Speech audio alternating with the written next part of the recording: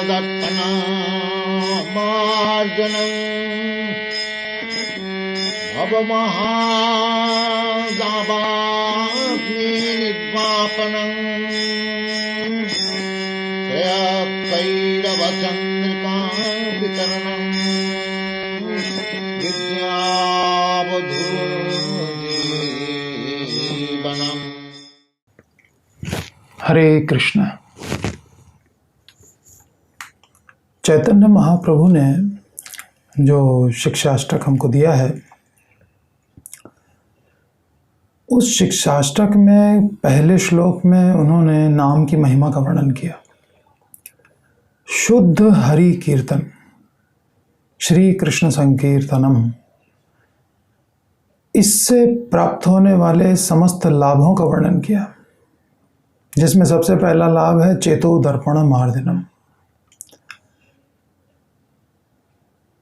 हमारे चित्त रूपी दर्पण का मार्जन करने वाला है ये शुद्ध हरिनाम।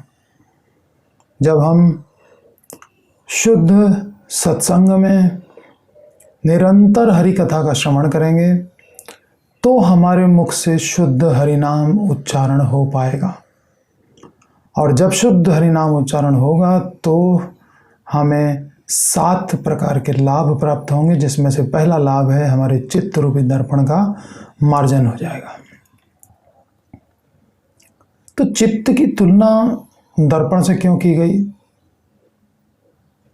फिर चित्त में मैल, ये मैल क्या है? ये कहाँ से आया? कैसे मैला हो गया? अब ये मैला होने के कारण हमको क्या हानियां प्रदान कर रहा है? क्या नुकसान क्या है हमारा? मैला पड़ा रहने दो। तो क्या क्या इससे हानियां हैं? और जब ये साफ हो जाएगा तो उससे हमें क्या क्या लाभ होंगे, और ये साफ होगा कैसे? ये तो महाप्रभु ने बता दिया कि शुद्ध हरिनाम कीर्तन से ये साफ हो जाएगा, लेकिन साफ होने से क्या लाभ होगा ये जब हम जानेंगे तब हम इंटरेस्ट लेंगे कि हाँ, हमको भी सफाई करनी है अपने चित्त की। तो मूल रूप में ये चित्त कैसा था और साफ होने के बाद कैसा दिखाई देगा, इतने सारे प्रश्न इस चेतो दर्पण मार्जन शब्द के द्वारा उदित हो जाते हैं। हमें इन सब का उत्तर चाहिए। तो श्रील भक्तिविनोद ठाकुर की कृपा से इन सब प्रश्नों का उत्तर इस वीडियो में आपको मिलने वाला है। जीव अणु चेतन है, चेतन है जैसे भगवान चेतन वैसे हम भी चेतन, लेकिन हमारी चेतना बहुत छोटी है। हमारे शरीर में क्या हो रहा है, अगर एक मच्छर भी काट रहा है तो हमको पता चल जाता है, परंतु हमारे बगल में बैठा हुआ हमारा प्रिय व्यक्ति, उसको कोई कष्ट होता है तो हमको कुछ पता नहीं चलता। दूसरे को भाला भी चुभ जाए तो भी हमें नहीं मालूम पड़ता, और अपने को मच्छर भी काटे तो भी मालूम पड़ जाता है। इतनी हमारी छोटी चेतना है। तो जीव अणु चेतन, चेतन तो है परंतु अणु चेतन, भगवान का अंश है, अणु चेतन है। तो ये अपने मूल स्वरूप में कैसा है? अपने मूल स्वरूप में ये शुद्ध अहंकार वाला, शुद्ध चेतना वाला और शुद्ध शरीर वाला है। ये तीनों चीजें इसके पास शुद्ध हैं। शुद्ध अहंकार का क्या मतलब? अहंकार माने अपनी आइडेंटिटी, अपनी पहचान, क्या अपने आप को समझता है। तो शुद्ध अहंकार का मतलब है कि हम भगवान के दासों के दास हैं, दासों के दासों के दास हैं, दास दासानुदास। ये है हमारी आइडेंटिटी। गोपी भर्तुरपद कमलयोर दास दासानुदास। और शुद्ध चेतना का क्या मतलब? चित्त मन ये जब शुद्ध होता है तो ये हरि भजन में लगता है, और जब भौतिक विषयों की ओर धावन करे या दौड़ता रहे, उन्हीं के बारे में चिंतन करता रहे, इसका मतलब चित्त मलिन है। और शुद्ध शरीर वाला है। शुद्ध शरीर का मतलब जो भगवान की सेवा में लगे रहे, जो शरीर भगवान की सेवा में लगा है वो ट्रांसेंडेंटल है, वो शुद्ध शरीर है। जो सेवा में नहीं लगा है वो शुद्ध कैसे हो सकता है, वो तो अशुद्ध शरीर है। कहा है तन पवित्र सेवा किए, धन पवित्र दिए दान, मन पवित्र हरि भजन सो होए त्रिविध कल्याण। तो प्रश्न उठता है कि मैला कैसे हो गया, इतना अपने मूल स्वरूप में इतना शुद्ध है, फिर ये मैला कैसे हो गया। कृष्ण को भूलने के कारण मायिक विषयों के प्रति आसक्ति और मायिक विषयों के प्रति भावाविष्ट होने के कारण ये मैला हो गया।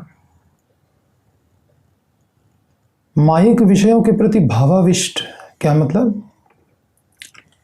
आप सारी भावनाएं मायिक विषयों के लिए हैं। जैसे कृष्ण भक्त कृष्ण के विरह में अश्रुपात करता है, वैसे ही जो अशुद्ध चेतना वाला जीव है भगवत विमुख होने के कारण मायिक विषयों का चिंतन करता है, उसमें आसक्त रहता है और वो न मिलने पर उसका मूड खराब रहता है, रोया करता है हर समय विषयों का चिंतन। तो शुद्ध अहंकार उसका चला गया मायिक विषयों के चिंतन के चक्कर में। अपनी पहचान खो दी उसने कि मैं भगवान के दास, दासों के दासों का दास। अब अपनी पहचान किससे कर रहा है? मैं ये शरीर, मैं पुरुष, मैं स्त्री, मैं भारतीय, मैं पाकिस्तानी, मैं अमेरिकन, मैं गोरा, मैं काला, मैं मोटा, मैं पतला, मैं ग्रेजुएट, मैं पढ़ा लिखा, मैं जाहिल, ऐसे अपनी पहचान कर रहा है। ये है अशुद्ध अहंकार और अविद्या रूपी मल से मलिन हो गया पूरी तरह से उसकी चेतना। बहिर्मुख जीव स्वयं अपने लिए मल का निर्माण करता है और उसी मल से उसकी चेतना ढक जाती है। जैसे सूर्य स्वयं अपने ताप से जल को सोख कर बादल बनाता है और बादल के द्वारा सूर्य ही ढक जाता है। वास्तव में सूर्य नहीं ढकता, हमारी आंखें ढकती हैं, लेकिन फिर भी सूर्य को देख नहीं पाते सूर्य की बनाई हुए बादल के कारण। जैसे धूल से ढके हुए दर्पण में हम अपने आप को नहीं देख पाते, उसी प्रकार से अविद्या से ढकी हुई चेतना के कारण हमें अपने यथार्थ स्वरूप का दर्शन नहीं होता, यथार्थ धर्म का दर्शन नहीं होता। ना हम अपना धर्म समझ पाते हैं कि हमें क्या करना चाहिए और क्या नहीं करना चाहिए, और ना हम अपने आप को समझ पाते हैं कि हम आत्मा हैं, ये शरीर नहीं है, भगवान के दास हैं। और दर्पण जब मैला होता है तो दर्पण के बिल्कुल पास रखी हुई वस्तु भी दिखाई नहीं देती। हमें भी हमारे सबसे निकट जो है परमात्मा, वो भी दिखाई नहीं पड़ रहे हैं। इसका मतलब है, इससे ये सिद्ध हो जाता है कि हमारा मन मैला है, क्योंकि हमारे जो सबसे निकट हैं परमात्मा, हम उनको भी देख नहीं पा रहे। जब भक्ति का साधन शुरू होता है, गुरु का पादाश्रय ग्रहण करने के बाद, गुरु से हरि नाम दीक्षा लेकर के और हरि तत्व या कृष्ण तत्व को जब हम निरंतर श्रवण करते रहते हैं, श्रवण करते रहते हैं, श्रवण करते रहते हैं, तो हमसे हरि कीर्तन शुद्ध रूप में हो पाता है। और जब ये श्री कृष्ण संकीर्तन आविर्भूत होता है हमारे हृदय में, तो यह हमारे हृदय के संपूर्ण मल को धो डालता है। उस समय हमारा शुद्ध अहंकार, शुद्ध मन और शुद्ध शरीर हो जाता है। और ऐसे शुद्ध शरीर, शुद्ध मन, शुद्ध अहंकार की पहचान क्या है? हमें ईश्वर, प्रकृति, काल, जीव और कर्म, इन सब का यथार्थ दर्शन होने लगता है। एज इट इज दर्शन होता है। ईश्वर को समझ पाते हैं कि वो जीव और माया दोनों के कंट्रोलर हैं, सुप्रीम कंट्रोलर हैं। हम अपने आप को समझ पाते हैं कि हम भगवान के दास हैं। हम वर्तमान स्थिति में माया के द्वारा कंट्रोल्ड हैं और माया भगवान के कंट्रोल में है। भगवान सुप्रीम कंट्रोलर हैं। हम प्रकृति को देख पाते हैं, भूत्वा भूत्वा प्रलीयते। ये प्रकृति नित्य नहीं रहती, आज है कल नहीं रहेगी। ये शरीर निरंतर बदलता रहता है, प्रकृति निरंतर बदलती रहती है। प्रकृति 3 गुणों के द्वारा कार्य करती है और हम उन गुणों के अधीन हुए जा रहे हैं। और ये प्रकृति भगवान के कंट्रोल में चलती है। मयाध्यक्षेण प्रकृति ही सूयते सचराचरम। और हम देखते हैं, हम ये शुद्ध चेतना में हम ये देख पाते हैं कि भगवान अपनी काल शक्ति के द्वारा प्रकट होकर के इस संसार का किस प्रकार से क्षय करते हैं। काल भी भगवान के अधीन है। और स्वधर्म को तो देख ही लेते हैं, अर्थात कर्म। ये 5 चीजें स्पष्ट दिखाई पड़ती हैं, तो इसका मतलब कि हमारा मन स्वच्छ हो चुका है, चेतोदर्पण मार्जन हो चुका है। अर्थात कोई संदेह नहीं रह जाता कि अब क्या करना है और क्या नहीं करना है। शुद्ध और अशुद्ध चित्त के उदाहरण हैं प्रहलाद महाराज और हिरण्यकशिपु। प्रहलाद महाराज को भगवान सब जगह दिखाई दे रहे हैं और हिरण्यकशिपु वो कह रहा है कहाँ है भगवान, कहाँ है भगवान, चिल्ला रहा है, उसको कहीं नहीं दिखाई दे रहा है। और प्रहलाद महाराज को खंबे में भी भगवान दिखाई दे रहे हैं। ये है शुद्ध चित्त और अशुद्ध चित्त की पहचान। दोनों एक ही परिवार के सदस्य हैं, बाप बेटा हैं, लेकिन एक को भगवान सब जगह दिखता है। जब हिरण्यकशिपु ने पूछा कहाँ है तुम्हारा भगवान, तो कहते हैं मुझ में, तुझ में, खम्ब खड़ग में, सब में व्यापे राम। कहाँ नहीं है मेरा ईश्वर? जो तलवार आप हाथ में लिए हैं उसमें भी ईश्वर है, और जिस खंभे के आप पूछ रहे हैं उसमें भी ईश्वर है, मुझ में भी है, आप में भी है। आप ढूंढ रहे हो इधर उधर, बहिर्मुख होकर के, आपके भीतर भी वही बैठा है, लेकिन चेतना अशुद्ध है, नहीं देख पा रहा कहीं। तो चित्त जब निर्मल होगा तो स्वरूप दर्शन होगा, स्वधर्म का दर्शन होगा। भगवत सेवा ही जीव का स्वधर्म है। भगवत सेवा में लग जाने से जो संसार की प्रवृत्ति है वो भगवत सेवा में परिवर्तित हो जाती है। संसार में एक भजन चलता है, मैली चादर ओढ़ के कैसे द्वार तुम्हारे आऊं, हे पावन परमेश्वर मेरे मन ही मन घबराऊं। मैली चादर ओढ़ के कैसे भगवान आपके पास आऊं, चित्त मैला है, कैसे आऊं? भगवान कहते हैं मेरा नाम कीर्तन करो। भगवान कहते हैं कि धर्म छोड़ करके मेरे पास आओ।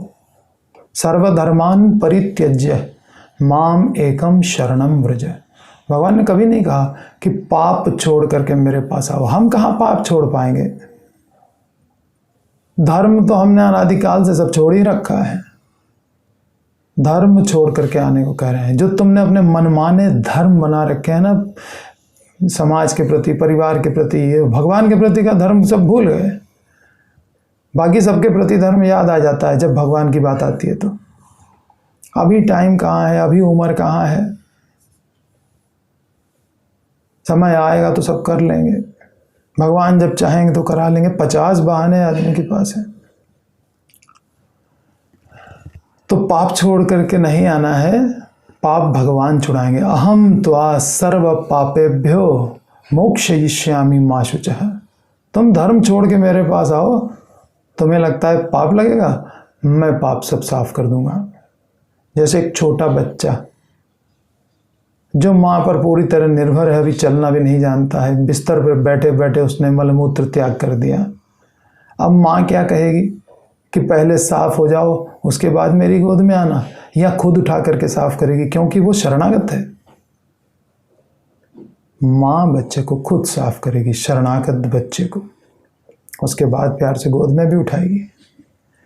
तो ऐसे ही हम अपने को साफ करके भगवान के पास नहीं जा पाएंगे। हम सारे धर्मों को छोड़ करके भगवान के पास जा सकते हैं, ये संभव है हमारे लिए। भगवान बुला रहे हैं अपनी शरण में, आओ मैं तुम्हें साफ कर दूंगा, तुम्हारा चेतोदर्पण मैं कर दूंगा मार्जन। भगवान करे या हरि नाम करे, बात एक ही है। हरि नाम और भगवान में कोई अंतर नहीं है। अभिन्नत्वात् नाम नामिनो, नाम और नामी में कोई अंतर नहीं होता।